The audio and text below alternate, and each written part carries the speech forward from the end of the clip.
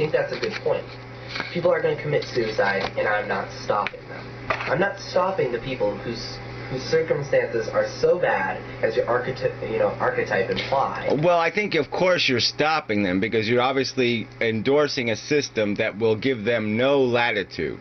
They will provide no help to commit suicide. They will only provide help in re-indoctrinating and reconditioning the human being.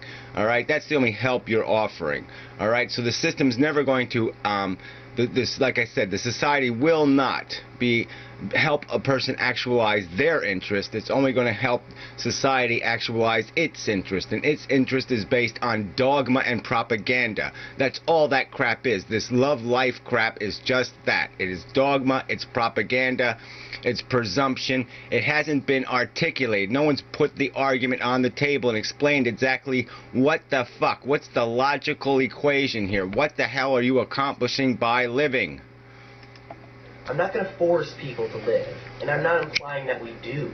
In fact, there may be perfectly valid reasons to... Well, you're embracing and endorsing a system that has no other option built into it. Okay? It's do it their way or no way.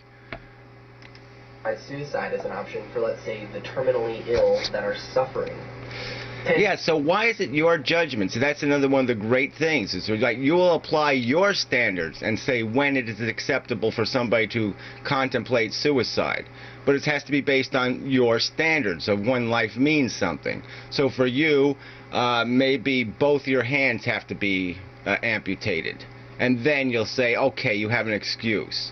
Or maybe for you, yes, it's only terminal illness. There's nothing else. No other human condition is an acceptable excuse to say, fuck this, okay? I mean, why is your judgment superior to the fucking individual's judgment? Eventually, I'm not suggesting that suicide be criminalized either. But what's the alternative?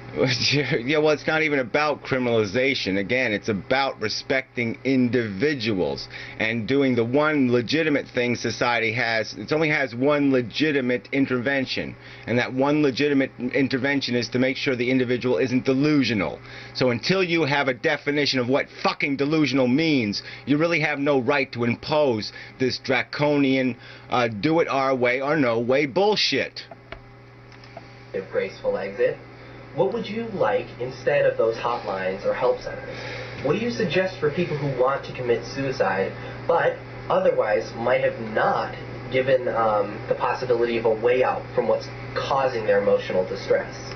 Yeah, I would suggest 10 questions, okay? Do you realize the world is round? Do you believe in reptilians? I mean, a couple of them will be giveaways, and you can say, okay, this is somebody we got to talk to some more. But if they can pass the 10 questions, well, then I'd say, well, what can we do for you? Okay, if we'd like, we can help you talk to your family and get them to understand why you need to do this, and we can do some other things to make it possible for you to have a more graceful exit. That's what it's about. It's about getting the fuck out of here easy, all right? Because we don't ask to be here. I mean, you got to, again, we don't ask to need, we don't ask to fear. All right, it's imposed on us by being injected into this fucking fun park that you see it as. This benign thing you call life. It's not benign. It's fucking malignant to consciousness. It destroys it every fucking day. But for people who do choose against suicide and find a way out of despair and go on living, relatively happy lives, good for them, I say. Glad I can. Yeah, exactly. Good for them. I mean, look, we see it. People will live under any circumstance. There's people living in absolute shit around the world. Shit where you would say, I would not live that life. Okay, but they're doing it. And what, are you going to applaud that?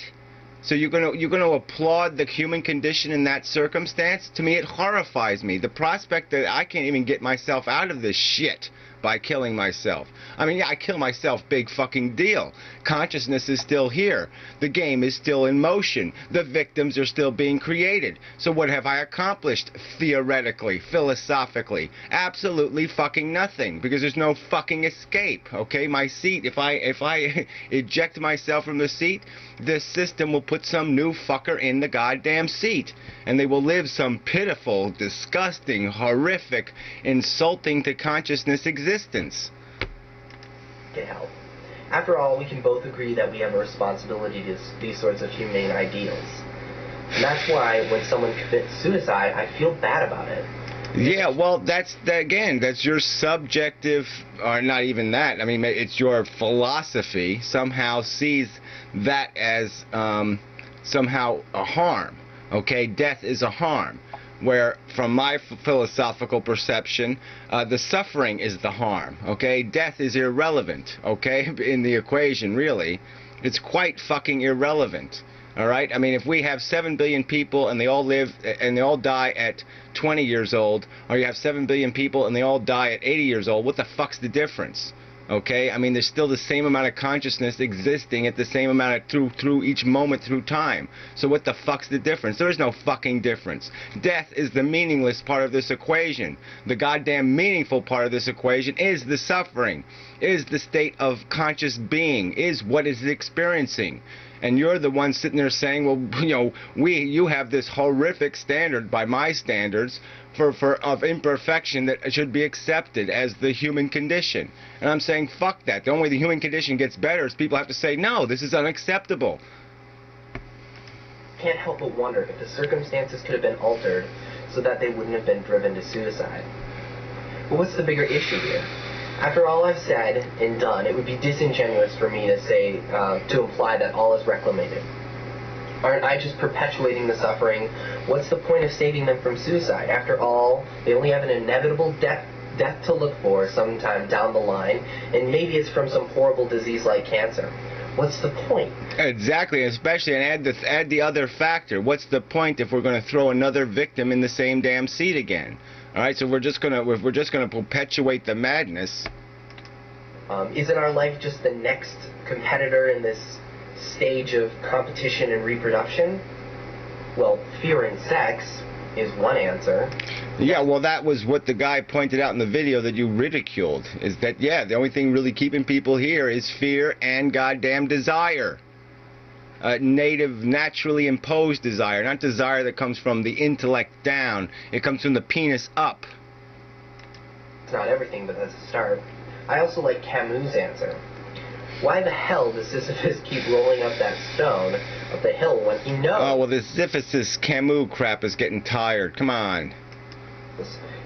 He's just destined to do it over and over again. Sisyphus is the ultimate absurd hero. For there's not death at the end of his struggle. All is not chaos. The experience of the absurd is proof of this man's uniqueness and the foundation of his dignity and freedom. And on page 87 he says, all that... Wow, come on, there's no freedom, and celebrating the ludicrous is kind of imbecilic. Remains is a fate whose outcome alone is fatal. Outside of that single fatality of death, everything, joy or happiness, is liberty. That doesn't make any sense at all. Liberty. What the fuck? Joy and happiness, everything is liberty. That's just... What a crock of shit. How can you sit there and say that as if it means something? That is absolute motherfucking babble. Remains, of which man is the sole master. What bound him was the illusion of another world. The outcome of his thought, ceasing to be renunciatory, flowers in images. It frolics in myths, to be sure, but myths with no other depth than that of human suffering, and like it, inexhaustible. Not that yeah, well, why? You just might as well just say, well, life's all a dream or something. I mean, let's just wallow in the poetry. Again, we're right back in the fucking submarine, in the cesspool, and like it's all you're saying is, look at the pretty colors. You know, that's how deep that is. Divine fable that amuses and blinds, but the terrestrial face, gesture, and drama in which are summed up a difficult wisdom and an ephemeral passion. So basically he's saying you look at the hopelessness of death, give it a nice fuck you, and rebel against it. Oh, yes, rebel against it. Yes. When you look in the mirror, see the cockroach, and, well, just, put some makeup on. Come on. What a pile of shit. You shouldn't commit suicide because it harms people you love. You shouldn't commit... And why? Because it's their imposing psychology. Them saying, no, you can't leave because I need you. Okay, I feed off of you. So you somehow have a responsibility to continue to feed me, even though you didn't ask to be here. Come on, bullshit. It's a shitty contract. And it's a shitty reason for somebody to fucking live. Oh, well, do it for that guy. Come on.